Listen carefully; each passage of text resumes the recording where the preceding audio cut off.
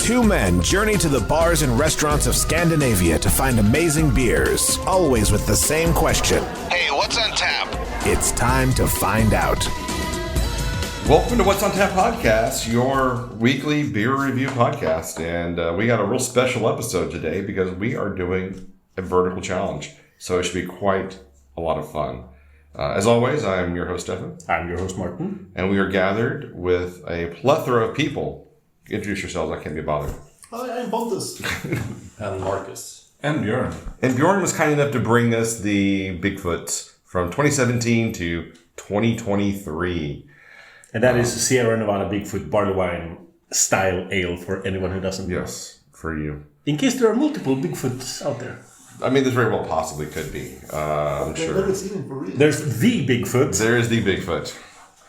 And then there's whatever we have here. So I think we've all tried this beer many times in the past. Any reflections on the beer? Like, what made you decide to do a verdict, like keep collecting it over the years?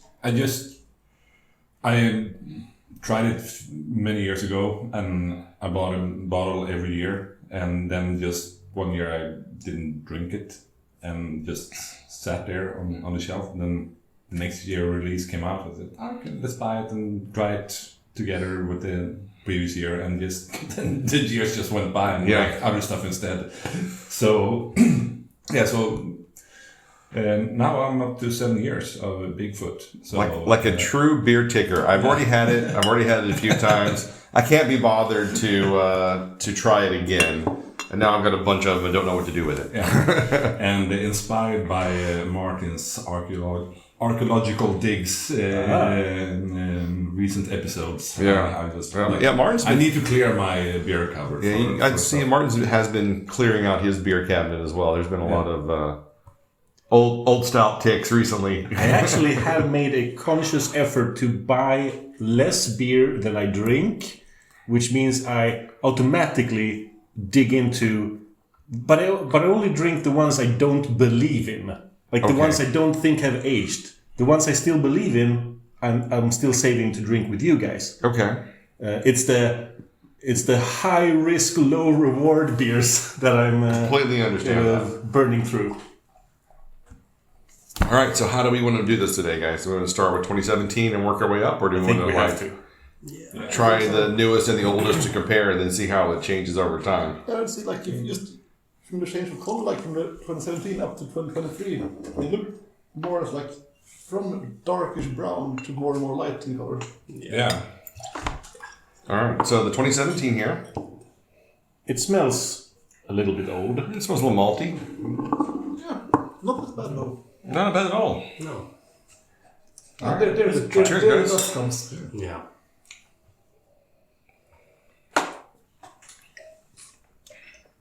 Got a little peppermint in there, little dustiness. It's kind of kind of a little bitter. That's Martin's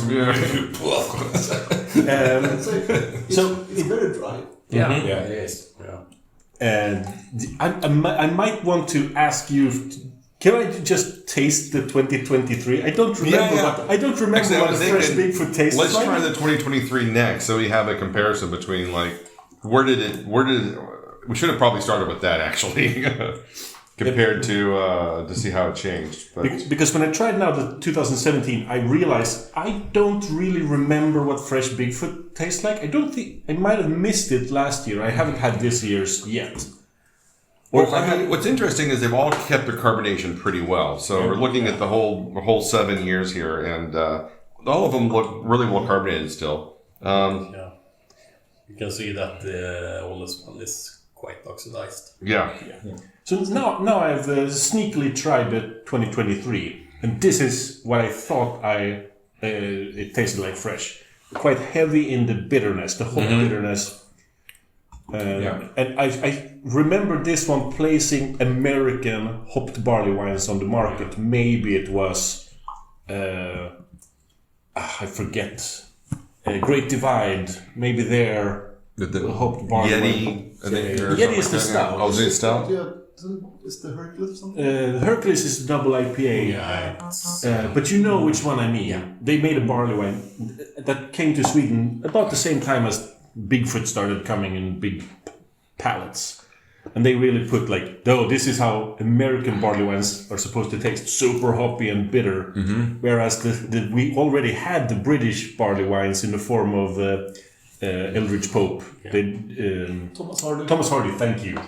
That were so sweet. Yeah. Like For me- pouring liquid caramel. I know. For me, barley wines are always super sweet. Thank you. There we go. For me, barley wines have always been super sweet. And so if I was to try this the first time, I'd be like, I don't think I like barley wines at all. And then, to be truthful, it's never been one of my favorite styles until recently when they started doing some more interesting things with it. Because it's always been so syrupy sweet than high ABV. And it's just like, I just feel like I'm going to die from drinking this from diabetes or I always had a sweet spot for bottle wine. But this is a bit too hoppy for me for a bottle wine. Yeah. It's too fresh. It's pretty intense. And I would say I kind of poured a little bit more of the 2017, and the bitterness is it's relaxed quite a bit, but it is getting into that wintergreen kind of taste. So, surprisingly, it hasn't changed that much. I don't think, really. I think there's a big difference between these two glasses. I think they're I say they're still. totally different beers.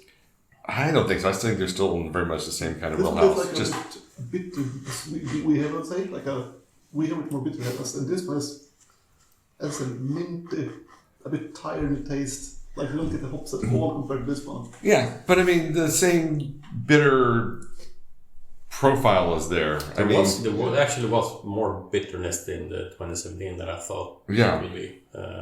But it's also a lot of other stuff going on. I mean, there's definitely a lot of other off flavors in it. So it is oxidized. There is a lot of that wintergreen flavor. Yeah. But the core bitterness is still really strong in both of them, I think. Bjorn is heading into 2018. All right, let's move forward a year. Is this the bold pour out in? If you want, yeah. Yes. We're not allowed to pour any of these out, by the way. You have to drink everything.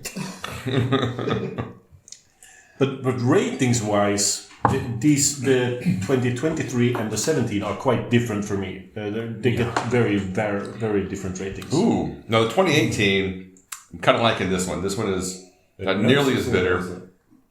It is a little sweeter. Again, getting a little bit of that wintergreenness to it. But I think it's a much better This is experience. held up really well. Yeah, This is You don't have the minty dustiness.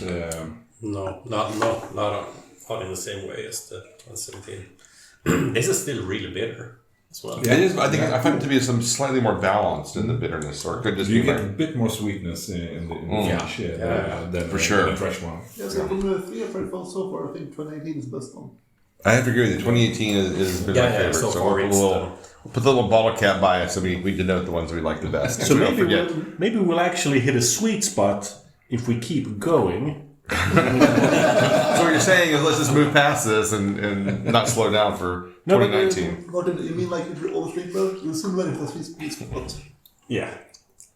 After Alright, around so 2019, carbonation still really strong. It looks pretty fresh in the pour. It's kind of crazy how well that's held up. This still has a nice foam. Yeah, so all the glasses. Like Oh yeah, no, this is really good. This is much more balanced. So I say 2019 is actually kind of a winner for me as well. It's got a good, Yeah. it's got a good balance barley between the wines. sweetness and the bitterness. Yeah. So it's not just kind of wrecking your palate with intense, like almost like a Danish bitter kind of flavor. Yeah. Also, I think the 19 tastes a bit more tired compared to 18. Yeah, could be. I'm a little bit inclined to agree. Where the 2018 is kind of sticking out right now. It's not a clear progression. It's not like a staircase. Yeah, I think both of these are going pretty well. So we'll see if once we hit 2020, if we find that Where's sweet the balance. breaking point? Yeah, where's that really nice balance that we're looking for there? All right, so let's hit that 2020 spot. 2020. 2020. Again, I mean, carbonation, lacing in the glass, just really nice. Surprisingly holding up very well. Nose is pretty free from the old dusty wintergreen peppermint. Actually, this might be the balance for me right here. I'm getting more caramel notes to it. Bitterness is there, but it's subdued. I think this one it drinks really well. I think This is my favorite. So yeah. I totally agree. Knocking stuff around. Technical difficulties. This one is probably Take it easy with the listeners. Yeah. They don't need your drums. Those are overrated. Yeah, this is the most balanced one so far by far.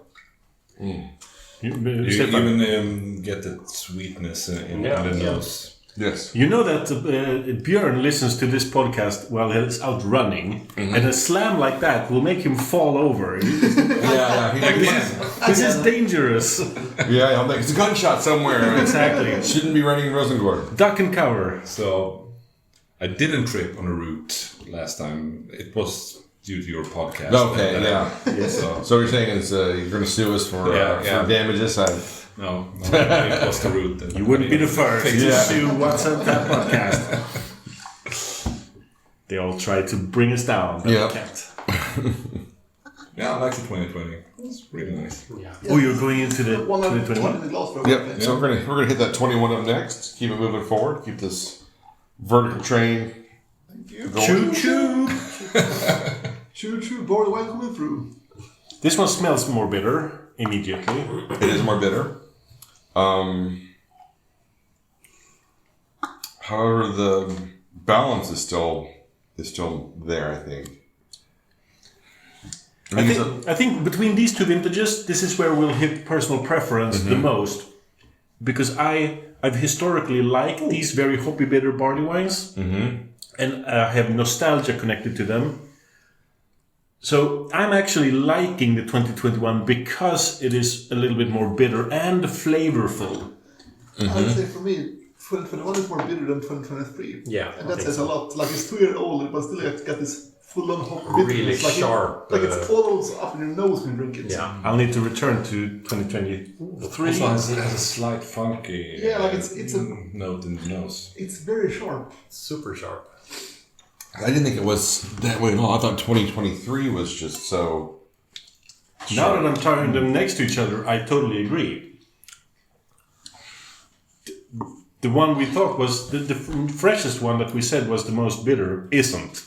2021 is spikes in bitterness. Yeah. Martin, does that mean you're a bitter person?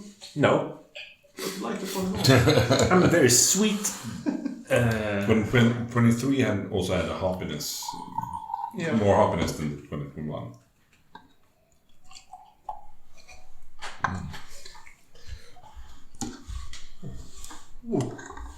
So when it comes to barley wines, what do you prefer the American style more, or do you prefer like the English ones. The English ones better? But yes, Yeah. but I want them barrel aged. Like I'm saying almost everything's barrel aged now, so that's Yes, kind of what I'm looking for in barley I say wines. English barley wines for me because I like the caramel cloying sweetness to it. Mm-hmm. Yeah. Same here. I'm a real sucker for barley wines where you get that nice dill note. I always come back to dill when it comes to barley I wines. say for me, it's like I want as much fruit as possible, like the dark liquid Yeah. fruits, like that's Yeah, what I want. yeah, you want kind of the dark fruits in there, a lot of plum and raisin and things like that. When I first started drinking beers, the Thomas Hardys became available basically at the same time, like 2005, 6, 7, 8. All were released at Systembolaget. And they just blew my mind. They were like maximum points at a time when I didn't give maximum points because I was scared to give maximum points because what if the next beer is better? That's something I hear from a lot of beginning beer nerds. They never give maximum points because what if the next beer is better? You need to learn that. Then that can also get the perfect score. Martin, do you want to show me on the beer where it hurt you? that's strange. I think. Yeah. 2022 is the odd one out because for being that fresh, it's not bitter at all. No. You're right. It is. It's almost a completely different beer. I know, like this point, like a lot of like 2018, like the beer is totally gone. It's more sweet, mellow to it. Yeah. They must have changed the recipe for. It also Or- smells different. Well, they changed the bottle cap. So that's probably Exactly. The 2022 was the odd man out with the Yeah. bottle caps. Every bottle cap has the has a footprint and a year But printed I on say- it. I think 2022 is actually probably my favorite because there's something about it. Like it's not too bitter, not too dilly, like not too peppery, and it has a nice balance, and nice balance to it. But yeah, you're right. Let's go into full-on conspiracy theory mode here. Since 2022 doesn't have a Bigfoot cap, maybe they bottled a different beer and then they figured out, oh no, this isn't the beer we intended to. It tastes kind of like Bigfoot. Let's just release it as Bigfoot. But sir, we've already capped all the bottles. No one will know. They'll never drink these bottles side by side. Who would even do that? Ship it. What year did they get purchased? Do you remember? Martin, I would say though. What Sierra Nevada? I forget that Sierra Nevada was purchased by Big Beer. Yeah. By we were talking about this before. I think it was Sapporo bought them. So No, wait, they bought Anchor. oh, Anchor. That's right. They bought Anchor. Yes, you're not still. Yeah, so I get them confused. They were also much better because how big they are. Mm-hmm. But I say, I think this is not an original bottle because it's from Bjorn's cellar, and he doesn't know where it comes from. He says, I think he might have replaced it with another one just to see if he could spot the odd one out. yeah, maybe. Sierra Nevada is still family owned. Yeah. So it was Anchor Steam I was thinking of. So that's what I was thinking. In a world where all our old heroes are selling out. Not Sierra You Nevada. saw ABM that was selling off all of those micro brands they bought. Yeah, they're selling back to their previous owner. At quite a discount apparently. So. Wait, this is an infinite money scheme. Yeah, apparently. Repeat. So Mark, you're going to sell your brewery soon? Yeah. And buy it back in 10 years? Yeah. No. No. I don't think anyone wants to buy it. So now we've tried all of the vintages in front of us. And what like I think we'll be here all night if we all have to give a rating to every single vintage. But like, what's the range for you?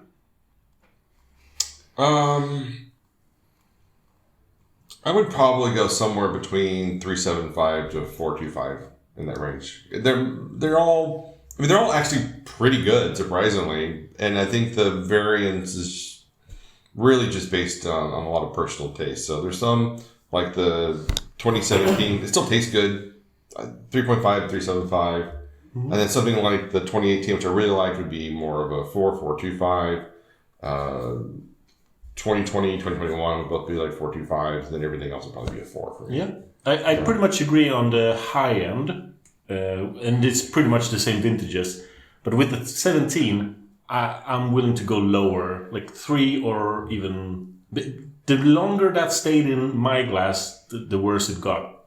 I think we need to revisit that before you give a final rating. Not for the show, but just for your own personal sake. Personal edification here. Yeah. Well, I'll what try about it you, one more Bjorn? time. Yeah, I agree. 17 was a bit too minty and dusty for me. Wasn't that pleasant to drink. But from 2018 and upwards, it was good beers. I would go 375 up to 425 at least. I think. But I wanted to do this because storing beers is such a bit of a Russian roulette. You don't know. Do you change the recipe? Is it a good batch, a bad batch, or? And sometimes they really evolve and change over time, especially like a base beer like Bigfoot, which doesn't have any kind of adjuncts or barrel aging or anything. So right now, stored to 4 or 5 years, it's still good, but is this year's batch that good to be stored that many years? We don't know. But the beers here, the breaking point for me is 4 or 5 years. I think so. above that, it starts to go downhill. Yeah, I would say almost for anything that's not like a sour ale of some sort, 4 or 5 years is about your best before date kind of limitation there. Yeah. Especially stouts. And then it's a Pavel Quack that you can drink from 2004, which is better than the fresh one, according to a common friend of ours. Ah. I haven't drank quack in a long time. Yeah, I think you can guess which friend that was. His name was an A.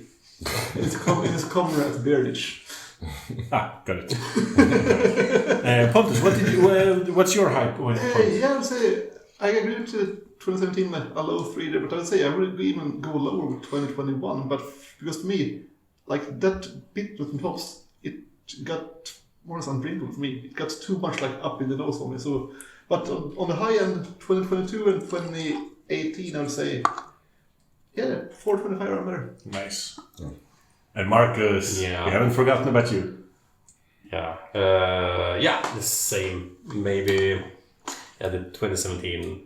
That's pretty much not greatable in my opinion. But the other ones, 375 up to same as you guys say, 425. So it was interesting and interesting to see how the different batches have. They must have been a bit different to each other because otherwise you wouldn't get the bitterness from. Was it the 2021, right? Yeah. Yeah, that was insane. Yeah. That must have been. That must have been undrinkable when it was new. Yeah, I bet it was just like, oh my god, this is just pure bitter. But I mean, there's got to be things like, well, maybe there was a drought that year and the hops were slightly different, or there's so many different factors. Or the hops were really good that year. Yeah, so they're really strong. And other years they weren't. But they all come in at 9.6, I believe, was the ABV on this, which is surprising. They were able to keep it so consistent because a lot of times when you see these, they might vary a little bit year to year. But they've been able to crank out a more consistent product over the years. And yeah, I think if you like it, you're going to continue to like it. If you have it in your cellar and it's 3 or 4 years old, you're probably in the great state for opening it. Yeah. I remember Malmö Brewing Taproom had the 2016 on, I think it was a couple of years ago or something like that. And that started to get a bit minty dusty, so I felt like this is time to really start drinking after the first ones that I bought. Yeah, I mean, 2017 definitely on that edge there. If it had gone another year, it had been pretty much just toothpaste, I think. Now Martin is doing a cuvée of all.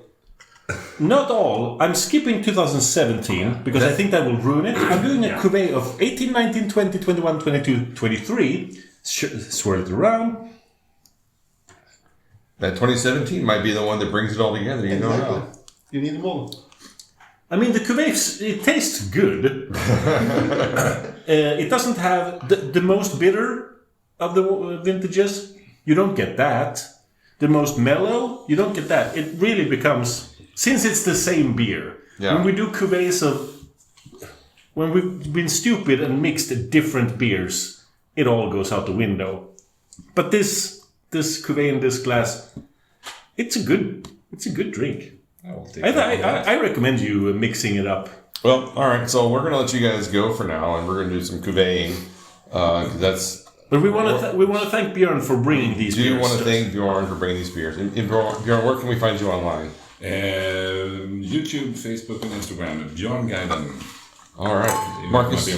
Anything you want to promote while you're here? Drink my beers if you get a chance. All right. So where can we find your beers? Most likely at Beer Ditch. Most likely at Beer Ditch. And what is the name of your brewery, just in case people aren't familiar with who you are and what you do? Frosty Beard Brewing. All right. So Frosty Beard Brewing. Check out Beer Ditch. They're on Untapped as a listed, so you can see what they have on top on the regs. Pontus, anything you want to promote while you're here? Marcus beer. Marcus's beer. I agree. Marcus' beer is amazing. I want to promote it also. I also want to promote it, but I want to warn listeners: don't check in beers to Frothy Beard. Oh, because people have been checking in Marcus beers, and it's obvious like you're not drinking Frosty Beard. You're drinking Frothy Beard halfway across the world. There's no similarity. The names aren't similar. You've just found a random Frosty Beard. Like, this is it. I'm the best in the world. Or you're super drunk. Yeah. Why not both? Why not both? Probably both, yeah. You can find us online at what'sontappodcast.com, Instagram, Facebook, Spotify, YouTube, and everywhere else you can find Bjorn Guide, and you'll find us as well. So, until next time. Keep drinking, you dum-dums.